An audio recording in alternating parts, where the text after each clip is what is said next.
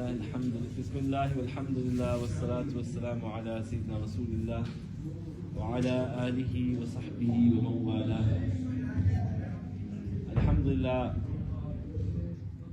we commenced the recitation of Surah An-Nisa and completed 5 juz of the Noble Quran in the recitation of the Taraweeh today.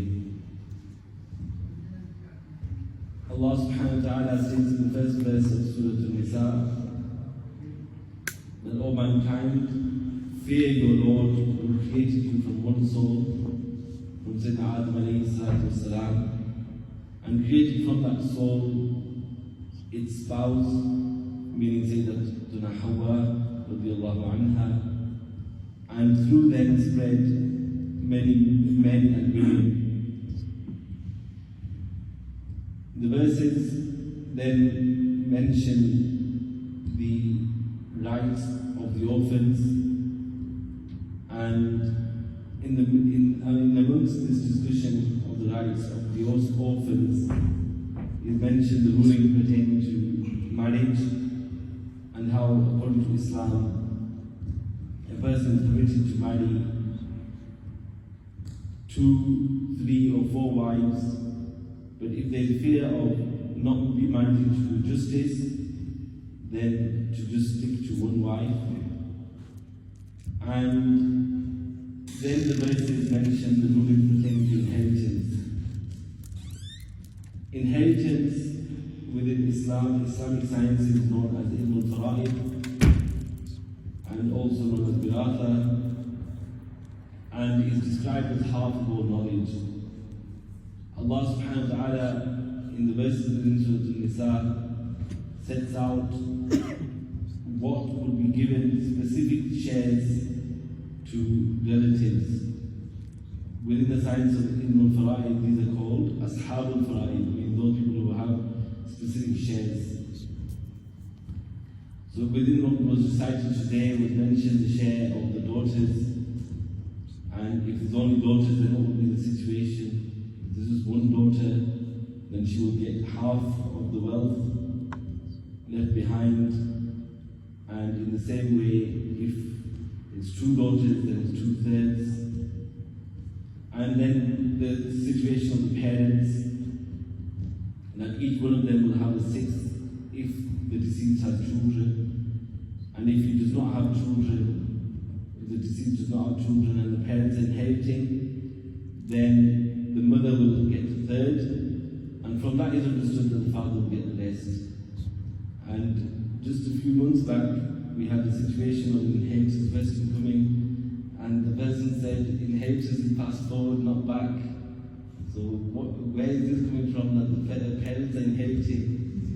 And so people use their own qiyas and their own analogy and their own understanding, ma'adallah, to understand these rulings, but yet these are things which are fixed by the Quran and Sunnah. So it's not for us to use our aql and our understanding to say that this should be like this or it should be like that. So if I was to go into detail of the whole verses, it would take time. But nevertheless, the situation is that when a person passes away, then first of all, their wealth is used to, or can be used to arrange for their burial and their takfeen. Before that, the takfeen and the ghusl. And after that, whatever debts they have will be paid off. And after the debts, 1/3 of the wealth will be spent according to their will. And we discussed the will the other day, that this will cannot be for those who are inheriting. Those specific shares which are mentioned within these verses will not be included in that. So the will is outside of that, whether it's for a noble cause or whether it's for a different person who is not from the inheritance.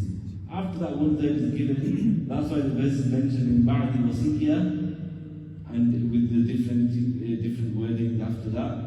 After the Wasiyya that was made, ordained, or the debt, or the loan that was owed, and then after that you have this share will be given. In terms of the children, if there's boys and girls, then the boys' share will be double to that of the girls. So each boy will have 2 shares and each girl will have 1. And that share will be whatever is remaining after what is given as fixed shares. For example, if the parents are there, they're given a 6th each, whatever is remaining will be given to the children. This is just a small glimpse of this discussion, and as we have limited time to go over some other verses as well, I will stick to this, and of course you need an entire course, an entire discussion to understand the rulings of inheritance in detail. Amongst the verses also are the verses that explain the muharramat, meaning those women who it is impermissible to marry, and from that it is established that the male would be a mahram for these women. So they are listed in the last verse of Juz 4, and going on to the 5th Juz, but the entire list of those relatives is in the last verse of Juz 4, in terms of who are those women for whom you will be a mahram. Amongst the verses also the verses pertaining to and reminding of dealings and how it is not permissible to consume wealth of another through falsehood, except that it be, meaning that it's not based on falsehood, if it is a business transaction that is based upon taradi, both sides being pleased with each other, then that is permissible. And in the same way as the verse pertaining to the males having responsibility over the women due to the way Allah subhanahu wa ta'ala has granted blessings to some over others. And this does not mean and does not negate that or make the women's status inferior, but rather it is the way that Allah subhanahu wa ta'ala has created mankind. Otherwise, the verses that are to come in our recitation as well include, and which were recited today include, that those men and women who do good deeds, then for them is Jannah. So a man who does good deeds or a woman who does good deeds, it's not that their reward will be any different. And inshallah ta'ala, as we move ahead with the tafsir, we'll discuss this further. There's also the reminder of avoiding shirk, and how shirk is the worst of sins, and that Allah subhanahu wa ta'ala will forgive. Inna Allah la yaghfir ma yushrak bihi wa yaghfir ma duna dhalika liman yasha. Indeed, Allah will forgive anything besides shirk, meaning anything besides kufr and shirk. But it is important to remember that accusing another of shirk, what is it? What is its implement? What does it imply? If a person describes another person as a mushrik, then he's not only describing it as a kafir, but the worst type of kafir. And it's impossible to gather shirk and tawheed in one. It's impossible to gather shirk and belief in one person and one being. And amongst the verses also is the verse that, O you who believe, obey Allah and His Rasul and those who have commanded amongst you. And if you have a dispute about anything, then return to Allah and His Rasul sallallahu alayhi wa sallam, if you believe in Allah and the Day of Judgment. Also, that when one of them, Allah subhanahu wa ta'ala has sent the messenger, for what reason? That he sallallahu alayhi wa sallam be obeyed through the command of Allah subhanahu wa ta'ala. And if one of them does wrong upon themselves, then they should come to you, meaning to the Messenger of Allah sallallahu alayhi wa sallam, and seek forgiveness from Allah subhanahu wa ta'ala. And the Messenger of Allah sallallahu alayhi wa sallam seek forgiveness for them, then they will find Allah subhanahu wa ta'ala to be Tawwab and Rahim, acceptor of Tawbah and most merciful. And with Qasam is mentioned that, nay, by your Lord, they will not be believers until they make you the judge in relation to those matters of dispute that is between them. And they do not find any difficulty in accepting your command. Amongst the verses also is that those who obey Allah and Rasul, then they will be with those who Allah has blessed from the prophets and the Siddiqeen and the shuhada, the martyrs and the pious. And how great and how beautiful is that as companionship. And there's backgrounds to these verses, but the time is not allowing to discuss them in any detail. In the same way, amongst the verses is that when you are greeted with tahiyyah, then you should return the same amount or even better than that.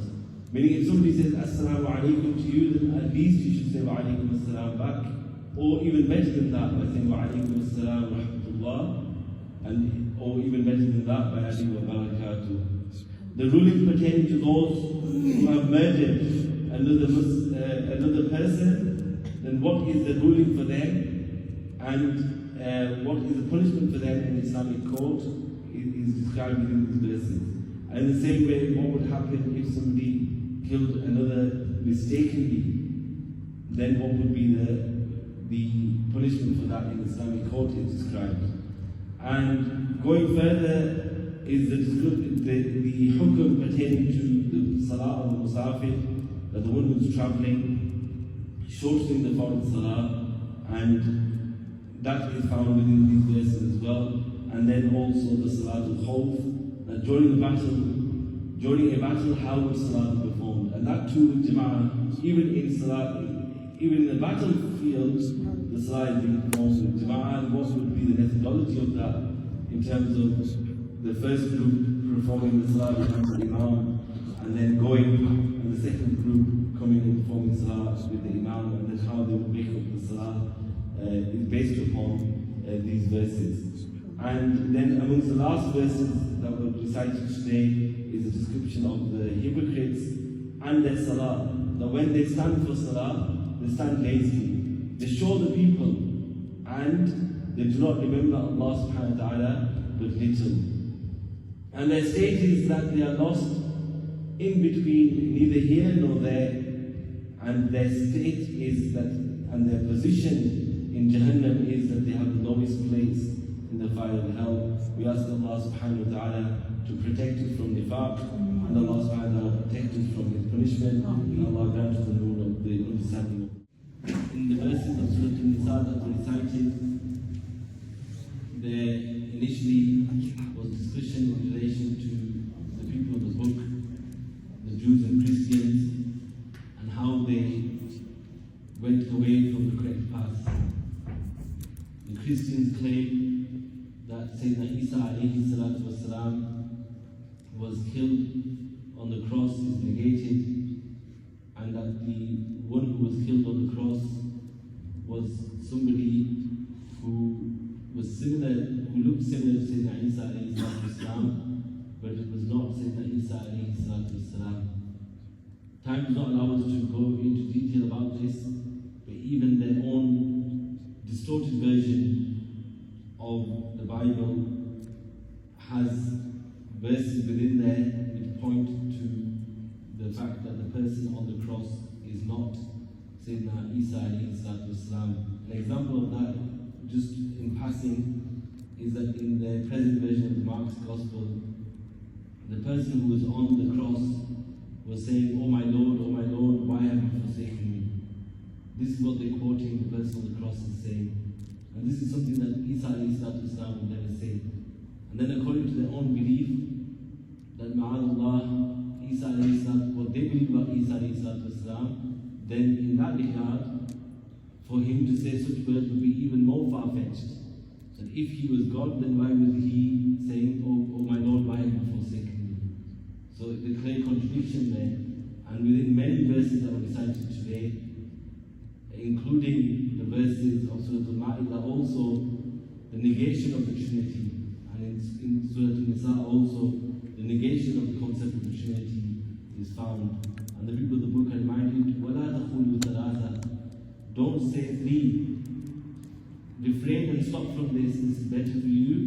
Your Lord is only the one, Allah subhanahu wa ta'ala, and He is pure and transcendent. He is pure that He would have any children. He is free from having children.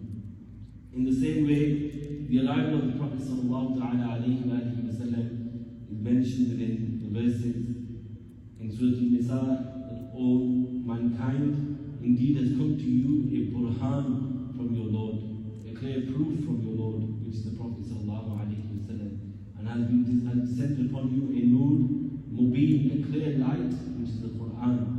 And in Surah An-Nisa, Allah subhanahu wa ta'ala says that, O people of the book, indeed has come to you from Allah a nur, and the nur here is referring to the Prophet sallallahu alaihi wasallam, according to the scholars of tafsir, and kitab al-mubin, and a clear book. In Surah Al-Ma'idah, at the end of Surah An-Nisa, the very last verse of Surah An-Nisa is also pertaining to inheritance. So the last verse of Surah An-Nisa concludes the discussion about inheritance that was earlier on in Surah An-Nisa, and this pertains to how would the inheritance of that person be distributed who does not have any children and his parents passed away. So it would be amongst his siblings, and how would that be? That is discussed there.